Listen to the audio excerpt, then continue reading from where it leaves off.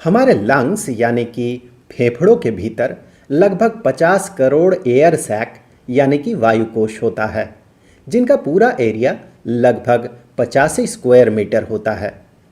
इन सैक्स को एल्वियोलाई कहा जाता है और इन्हीं के माध्यम से हम अपने शरीर के लिए ज़रूरी ऑक्सीजन की पूर्ति करते हैं।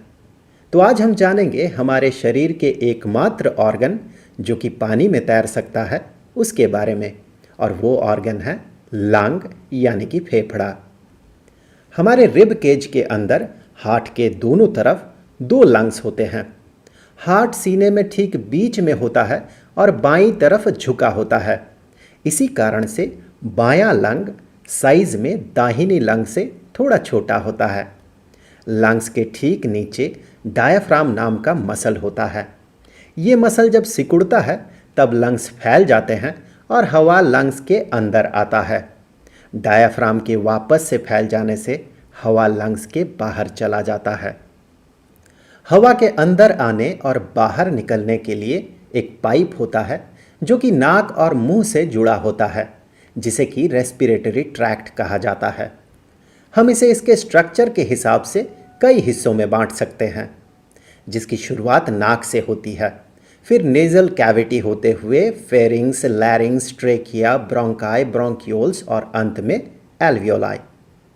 जब हम सांस भरते हैं तो हवा नाक से होते हुए नेजल कैविटी में पहुंचता है, जहां का म्यूकस फिल्टर का काम करता है और हवा में मौजूद धूल, पल्यूटेंट्स और बाकी हार्मफुल कंपोनेंट्स को अब्जॉर्ब करता है।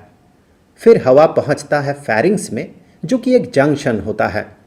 यहाँ पर मुंह का पाइप भी आकर मिलता है और इसी के कारण हम मुंह से भी सांस भर पाते हैं। अब मुंह से तो हम खाना भी खाते हैं, वो खाना अगर लंग्स में चला जाए तो हमारी मौत भी हो सकती है।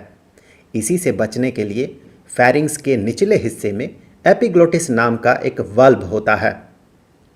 सांस भरते समय वो खुलता है, जिससे सांस लंग्स में पहुंचता है, और खाना खाते समय वो बंद हो जाता है, जिससे खाना लंग्स में न जाकर स्टमक में पहुंचता है।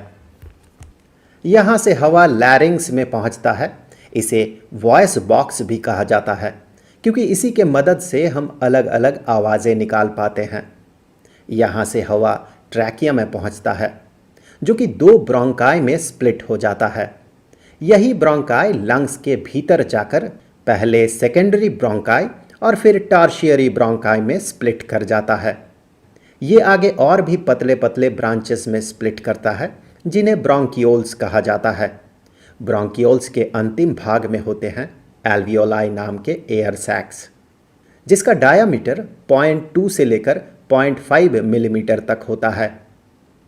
नाक या मुंह से भरी हुई हवा अंततः यही पहुंचती है और शरीर को ऑक्सीजन मिलता है। हर एक एल्वियोलास का 70% सरफेस एरिया ब्लड कैपिलरीज से घिरा होता है। ऑक्सीजन डिफ्यूजन नाम के एक प्रोसेस के माध्यम से एल्वियोलाई से ब्लड तक पहुंचता है। उस ऑक्सीजन को रेड ब्लड सेल्स यानी कि आरबीसी में मौजूद हीमोग्लोबिन बाइंड कर लेता है और ऑक्सी हीमोग्लोबिन के रूप में अपने साथ कैरी करके शरीर के अलग अलग हिस्सों के सेल्स तक पहुंचाता है। सेल इस ऑक्सीजन को एनर्जी बनाने के लिए केमिकल रिएक्शन में यूज करता है। इस दौरान सेल में बनता है कार्बन डाइऑक्साइड, जिसे सेल खून में छोड़ देता है। कार्बन डाइऑक्साइड पानी में बहुत अच्छी तरह से घुल जाता है, तो अधिकतर कार्बन डाइऑक्साइड ब्लड प्लाज्मा में डिसॉल्व्ड रहता है। लगभग 20 से 25% कार्बन डाइऑक्साइड को हीमोग्लोबिन बाइंड कर लेता है और कार्बैमिनो हीमोग्लोबिन के रूप में अपने साथ कैरी करता है। यही खून जब एल्वियोलार कैपिलरी तक पहुंचता है तो कार्बन डाइऑक्साइड डिफ्यूजन के माध्यम से ही खून से निकलकर एल्वियोलास तक चला जाता है। जब हम सांस छोड़ते हैं तब यही कार्बन डाइऑक्साइड उसी रेस्पिरेटरी ट्रैक्ट से होते हुए नाक या मुंह से बाहर निकल जाता है। तो लंग्स शरीर में ऑक्सीजन पहुंचाने के लिए और कार्बन डाइऑक्साइड को बाहर निकालने के लिए बहुत ही इम्पॉर्टेंट ऑर्गन है। लेकिन उस ऑक्सीजन को शरीर के अलग अलग हिस्सों तक पहुंचाने के लिए खून एक इम्पॉर्टेंट पार्ट है।